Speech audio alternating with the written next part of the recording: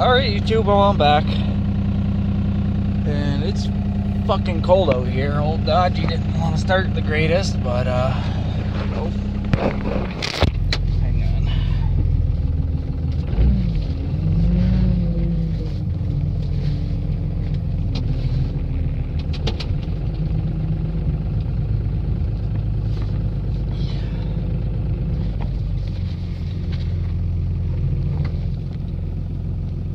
Holy shit. Yeah, it's fucking cold over here. Our neighbor over here blowing snows. Yeah, last night it started, the snow started about, fuck, when was it? Well, 6:30 it started out here. It'd been snowing in town all day. But then I went to bed at, say 11. We had maybe half an inch of snow here come out, and there's 8 inches of snow on my poor truck.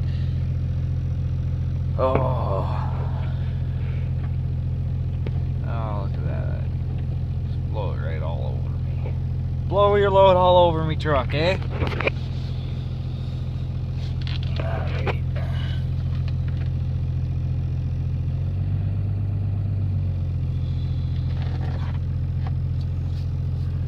I can't see shit.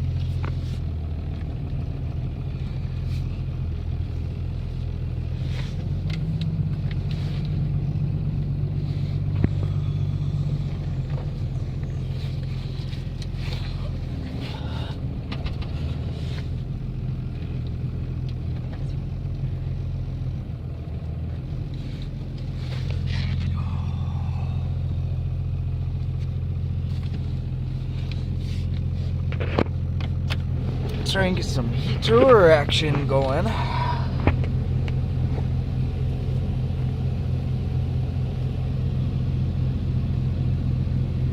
Yeah, holy shit. This is just ridiculous, man. Welcome to winter in the UP, I guess, eh? Oh, but yeah, apologize for lack of videos.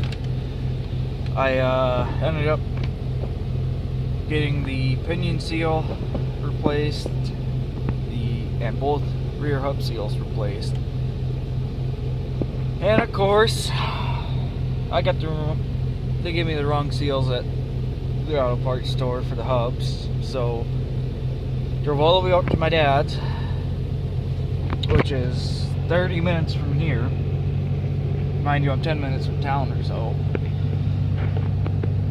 And get all the way out there, get the passenger side hub taken off, pop the seal out, get comparing them. Okay, well the OD looks good, there we go.